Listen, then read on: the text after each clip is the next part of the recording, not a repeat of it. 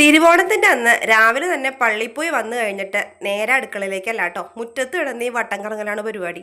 വട്ടം കറങ്ങിയാൽ നല്ല വട്ടത്തിലുള്ള പൂക്കളം കിട്ടുള്ളൂല്ലോ. അപ്പോൾ അങ്ങനെതാ ഇൻസ്റ്റാഗ്രാമിൽ ഒരു പേജ് നോക്കി ഒരു പൂക്കളം അങ്ങ് സെലക്ട് ചെയ്തു. പിന്നെ അത് വരയ്ക്കലായി, പൂവിടലായി. ആ വയലറ്റ് കളറിൽ കാണുന്നത് തേങ്ങാപ്പീരയാണ് കേട്ടോ. പിഴിഞ്ഞ പീരയിൽ ഉജാല മുക്കിയിട്ടാണ്. അപ്പോൾ പൂക്കളം എങ്ങനെ ഉണ്ടെന്ന് പറഞ്ഞോളൂ കേട്ടോ. അപ്പോൾ ഇതൊക്കെയാണ് ഞങ്ങളുടെ ഓണവിഭവങ്ങൾ. ക്രിസ്ത്യൻസിൻ്റെ വീട്ടിൽ ഇത്രയും ഓണവിഭവങ്ങളൊക്കെ ഉണ്ടാക്കുമെന്ന് എന്നോട് ചോദിച്ചിട്ടുണ്ടായിരുന്നു കഴിഞ്ഞ വർഷത്തെ ഓണത്തിൻ്റെ വ്ളോഗിൽ. ഞങ്ങൾ ചെയ്യാറുണ്ട് കേട്ടോ. ഞങ്ങളെല്ലാ ആഘോഷങ്ങളും ഞങ്ങൾ ആഘോഷിക്കാറുണ്ട്. അപ്പോൾ ഞങ്ങൾ എല്ലാവരോടും ഒന്നിച്ചിരുന്നൊക്കെയാണ് ഫുഡ് കഴിക്കുന്നത്. സെറ്റ് സാരി, സെറ്റ് മുണ്ട് അങ്ങനെയൊന്നും ഉടുക്കാറൊന്നുമില്ല. നമ്മൾ സാധാരണ ഇരിക്കുന്ന വേഷത്തിൽ തന്നെ. പക്ഷേ വിഭവങ്ങളെല്ലാം നമ്മളുണ്ടാക്കും. കുട്ടികൾക്കൊക്കെ നമ്മൾ അവരുടെ ഇഷ്ടമുള്ള മുണ്ടോ അങ്ങനെ എന്തെങ്കിലുമൊക്കെ നമ്മൾ ഇടിച്ചൊക്കെ കൊടുക്കും. അങ്ങനെതാ സദ്യയൊക്കെ കഴിക്കുകയാണ്. 2 ടൈപ്പ് പായസമൊക്കെ അമ്മ ഉണ്ടാക്കിയിട്ടുണ്ടായിരുന്നു കേട്ടോ.